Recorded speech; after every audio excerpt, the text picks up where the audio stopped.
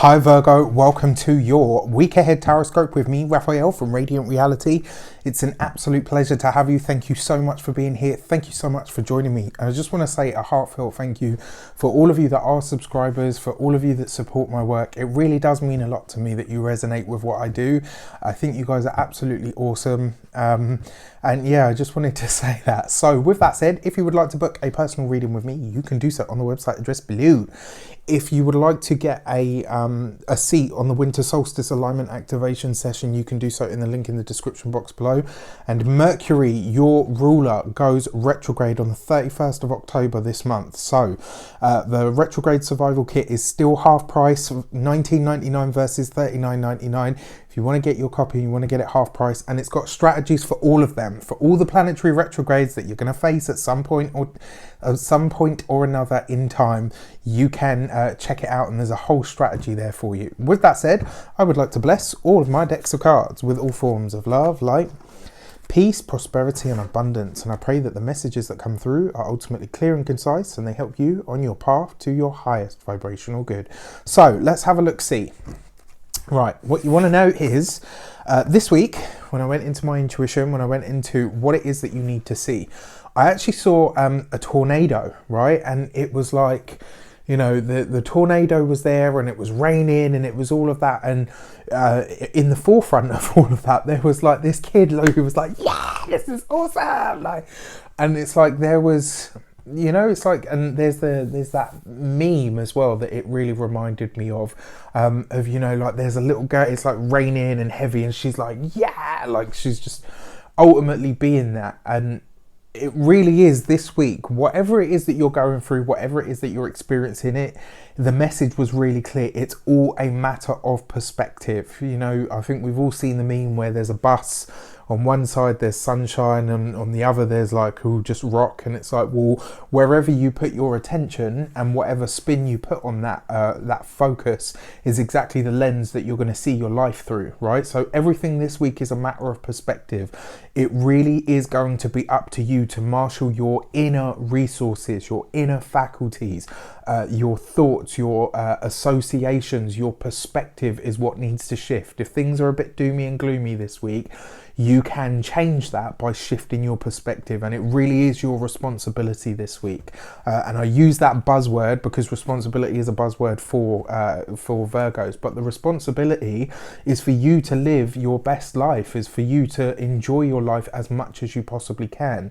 That is the highest responsibility that you have for the world, because the happier you are, the better a person you are. The better person you are, the better the world receives you, and ultimately the better the world is for it.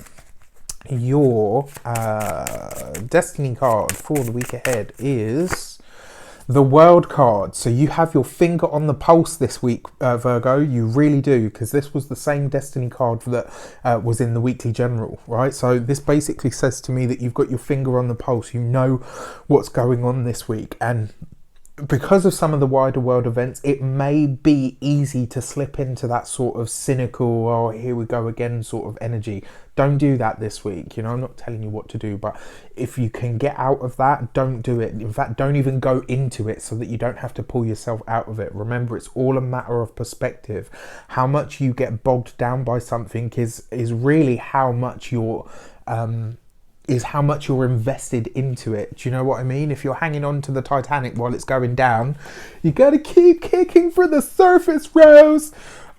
If you've seen Titanic, then you know. Yes, I absolutely did do that. All right, so let's have a look at the direction. Let's see if we can give it some context. Ace of Pentacles, right? This is a beautiful card, because this card is a card of endings, culminations, and completions. This card is a card of beginnings, right? This is a beautiful card when it comes to money, when it comes to finances, when it comes to your physical, tangible resources. But for you guys, I really feel that this relates to the physical, tangible experience you're having of life. It's going to be a matter of perspective. The aces are unstoppable energies. They are, you know, this could be anything from a job interview to starting a new hobby or a new craft, and this is brilliant, right? You are walking a new path this week. You are starting a new path, and I don't care what anyone says. Yes, a Mercury retrograde. In fact, I will tell you the last line, the last point of each strategy in my retrograde survival kit is don't stop living just because this planet is retrograde. It's the same throughout all of that. It's the only thing that is repeated in the whole document, right? If you want to get yours, it's half price. You can do so in the link in the description box below.